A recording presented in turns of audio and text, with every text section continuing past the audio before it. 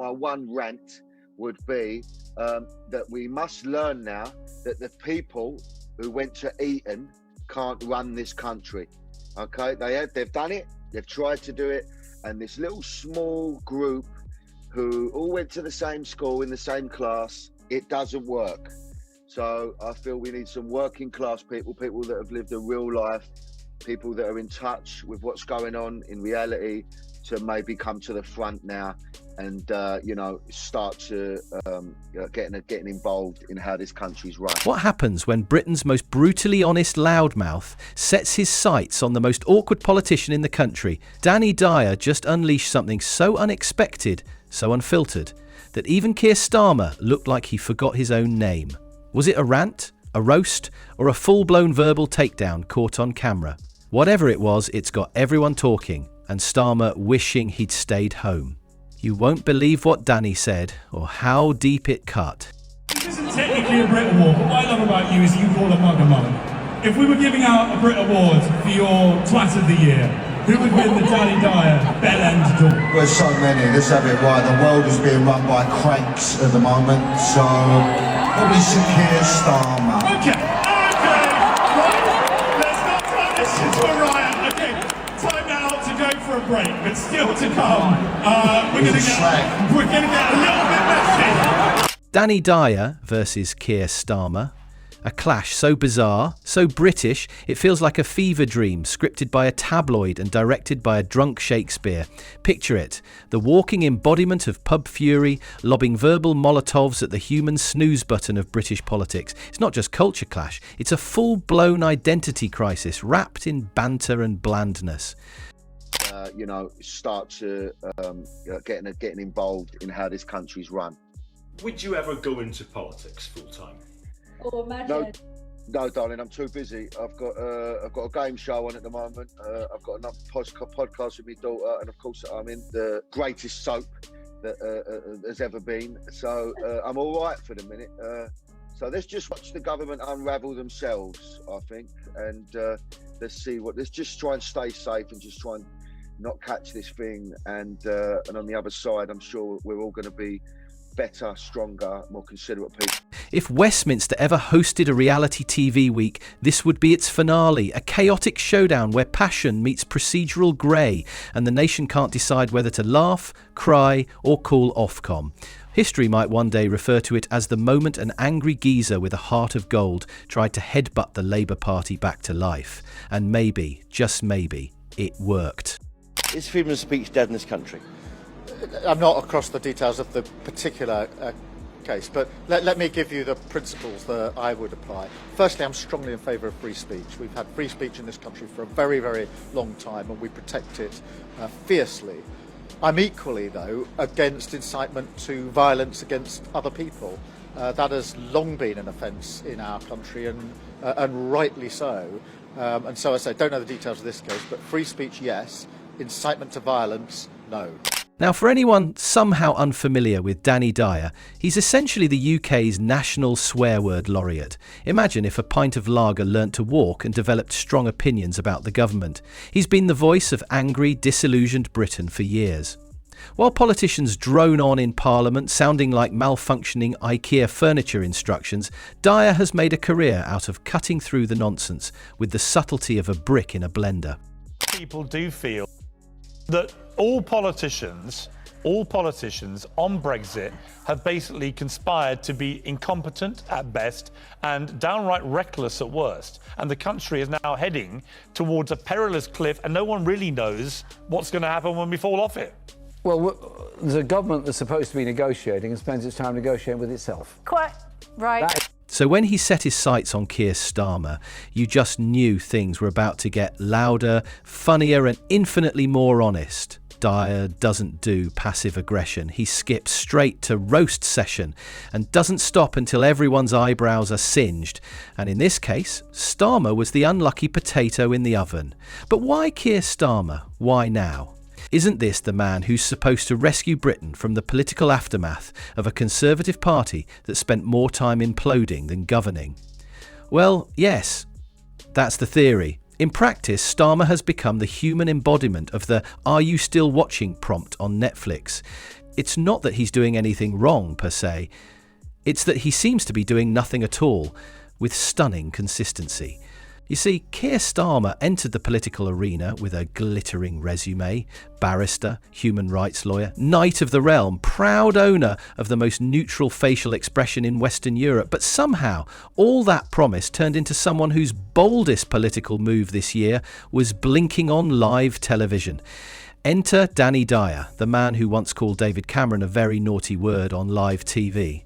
The man who has the unique ability to speak for the entire nation with a single grunt. And let's face it, if anyone was going to snap and call out Starmer's entire leadership strategy of strategic blandness, it was always going to be Danny. And oh, he did. Not in a quiet, well-mannered op-ed, not in a nuanced podcast debate, but in the only way Dyer knows how: loud, sweary, and absolutely impossible to ignore. The idea that it will smash the gangs is already reduced to a farce, as over 800 young men came into our country last week. I've done my best to urge him to declare this an emergency situation. He refuses to do so. And I find it odd that 3 terrorists, 3 men who were going to blow up the Israeli embassy, who entered this country by small boats and were picked up by the authorities a couple of weeks ago, I find it extraordinary there isn't a greater debate about the threat to our national security that is being posed in the English Channel. But if Starmer doesn't get it, and if the Conservatives don't get it, and if much of mainstream media don't get it, let me tell you something, the country does. Out there, the country does. They can see that what is happening is unfair, they can see that it's wrong, but they can also see that it is also damn dangerous. But Starmer, of course, will do nothing. It was the political equivalent of someone chucking a pint glass at a sleeping bouncer. Now, the rant itself was less a speech and more a public flogging dressed in Cockney slang. Dyer didn't hold back. He went in like Starmer had just spilled his pint, insulted his mum and voted Tory, all in one sentence. The energy, chaotic. The impact, devastating. You could feel every Labour advisor in the country collectively reaching for a stress ball. The reaction? Immediate. Twitter exploded, memes were born, and for a brief, beautiful moment it felt like someone had taken a leaf blower to the dust settling over British politics. The internet wasn't just laughing, it was nodding, agreeing, quoting. Because somehow Dyer's uncensored rant got to the heart of what many voters have been quietly thinking. Starmer might be smart, professional, and technically competent, but he inspires about as much passion as a lukewarm cup of tea. That's not to say Starmer is evil or corrupt or even Tory-light. He's just bafflingly risk-averse. He's the sort of guy who triple-checks his umbrella before leaving the house. The kind of leader who you could imagine holding a national address that consists entirely of the phrase, "We're currently reviewing the situation and will provide further updates in due course." Riveting stuff, Keir. Who knows about Brexit? Yeah, quite. No one's got a fucking clue what Brexit is, yeah? You watch Question Time, it's comedy. Were you no clearer when Jeremy Corbyn explained No, I ain't got the Labour's clue. policy? No one knows what it is. It's like this mad riddle that no one knows what it is, right? So what's happened to that David Cameron who called it on? Let's be fair. I think you're referring to our former Prime Minister. Yeah, but how comes he can scuttle off? He called all this on. Yeah. Yeah? He has no regrets. Where is he? He's in Europe, in Nice, with his trotters up, yeah? Where is the geezer? I think he should be held accountable for it. And that's exactly the kind of robotic leadership that Dyer has no patience for. Because, in case you missed it, Danny is not a man known for his love of moderation. If something's wrong, he'll scream it from the rooftops, or the pub, or your nan's living room. Wherever there's an audience, really. He's like a human siren of public outrage. And right now, Starmer's lack of spine is making that siren wail. And before you think this was a one-off, let's remember, this isn't Danny's first political rodeo. Back in 2018, he turned Brexit into a national comedy special by calling out David Cameron's disappearing act like he owed him money, and the public loved it. Why? Because while politicians were stumbling through jargon and parliamentary procedure, Dyer was giving it to us straight, unfiltered, unvarnished, and often completely unbroadcastable before the watershed. So in some ways, Danny's explosion wasn't just entertainment, it was catharsis For a country fed up with double-speak, non-answers, and politicians who treat public opinion like a minefield, hearing someone actually say what everyone's thinking loudly and with creative use of the English language is oddly refreshing. And the weird part? He's not wrong. The Labour Party under Starmer is currently the political equivalent of flat cola. All the sugar, none of the fizz. I mean, it's a bit, is it? I mean, I don't want to upset anyone. You're not going to upset anyone at the Brits. It's post-watershed. You can say what you like. Okay, so it's basically Bridget Jones. Say anything, not that word, obviously. And I do apologise. This is ITV. Well, you asked me, Jack. We got a beeper. Okay, I don't know where to go from there. This isn't technically a Brit award, but what I love about you is you call a mug a mug. If we were giving out a Brit, who would win? So many. Let's have it right. The world is being run by cranks at the moment. Despite the Tories disintegrating faster than a cheap garden shed in a windstorm, Labour can't seem to seize the moment. Why? Because their leader is terrified of scaring the horses. And by horses we mean Daily Mail readers. Starmer's strategy, if you can call it that, seems to involve saying as little as possible, offending no one, and praying the Conservatives implode so hard that Britain just sort of hands him the keys by default. Bold stuff, revolutionary even, and utterly uninspiring.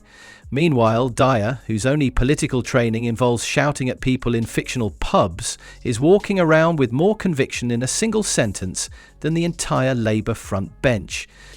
What's happening? Why does it feel like our most effective opposition voice is the guy who once starred in a documentary called Danny Dyer's Deadliest Men, and yet there's something poetic about it? Starmer's entire persona is built around professionalism and caution, while Dyer is all fire and instinct. One is terrified of being too loud, the other was born loud. One studies focus groups, the other is a focus group. It's no wonder Dyer's words cut so deep. Because they weren't just a celebrity having a go, they were a mirror. A loud, aggressive, brutally honest mirror held up to a political leader who seems allergic to authenticity. A clip from Danny Dyer on Good Evening Britain. He's now the People's Politician. This is what he told us on Thursday night. With his trotters up, yeah? Where is the geezer? I think he should be held accountable for it. He should be held accountable for it. It's a valid point. A lot of people do feel...